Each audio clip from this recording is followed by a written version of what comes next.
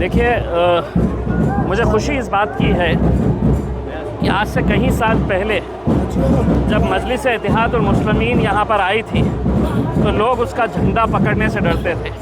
तब इनमें से बहुत सारे ऐसे नौजवान थे, उन्होंने ये झंडे को संभाला और आज ये वक्त आ गया है कि मजलिस की एक सीट हासिल करने के लिए 50-50 लोग कतार के अंदर खड़े हुए थे। उसमें यकीनन मैं भी समझ सकता हूँ कि बहुत सारे लोग नाराज़ हो गए और मैं उनसे सबसे पहले तो मजलिस इत्तेहादुल मुस्लिमीन के महाराष्ट्र के सदर की हैसियत से वो तमाम उम्मीदवारों से मैं माज़रत चाहता हूँ, मैं उनसे माफ़ी चाहता हूँ और मैं ये उम्मीद करता हूँ कि हमने जो भी फ़ैसला किए हैं वो मजलिस के हित में किए हैं, मजलिस की भलाई के लिए हमने किए हैं।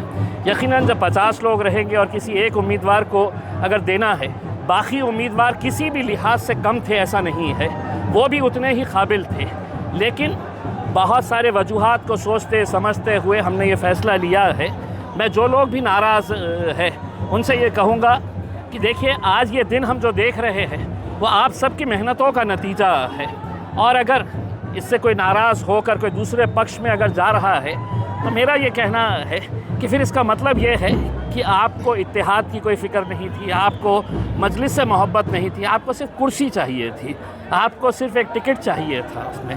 तो मैं तमाम लोगों से यही अपील करूँगा, एक बहुत अच्छा मौका आया है, बहुत अच्छे नौजवानों को हमने चुन कर अभी फ़िलहाल टिकट दिए हैं और इंशाल्लाह देखेंगे आपकी 16 तारीख के दिन जो है वो क्या होगा। जो ये नौजवानों का जो जुनून है, ये जुनून रहेगा कि ऑटो में तकसीम होगा? इंशाल्लाह मजलिस महाराष्ट्र में सबसे बड़ी ताकत अगर कहीं पर बनी है तो वो औरंगाबाद के अंदर बनी है। उसमें यहीं के औरंगाबाद की आवाम ने पूरे हिंदुस्तान के अंदर एक पैगाम दिया कि इत्तेहाद में अगर हम रहेंगे तो हमारी कैसी ताकत बन सकती है। यही जोश था, यही जुनून था, यही दीवानगी थी जो 2015 के अंदर हम 26 कॉरपोरेटर्स चुनकर लेकर आए थे, एक एमएलए यहाँ पर बना, एक एमपी यहाँ पर बना और आज जब ये वक्त आया है तो सारी सियासी ताकतें एक तरफ है और ये नौजवान, ये दीवानों का हुजूम जो है वो आप इंशाल्लाह देखेंगे कि 16 तारीख के दिन ये शहर का रंग कैसा होगा। आपके विरोधकों ने आपके पोस्टर भी जलाए, आपके पोस्टर भी फाड़े हैं, क्या आप उनको बनाने की कोशिश करेंगे?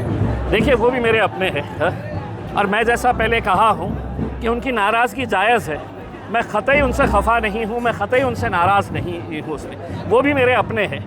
लेकिन जैसा मैंने आपको बताया है, अगर किसी एक को अगर हम टिकट देते हैं तो बाकी जितने भी उम्मीदवार हैं उनको भी ऐसा लगता है कि यार ये टिकट मुझे मिलना चाहिए था।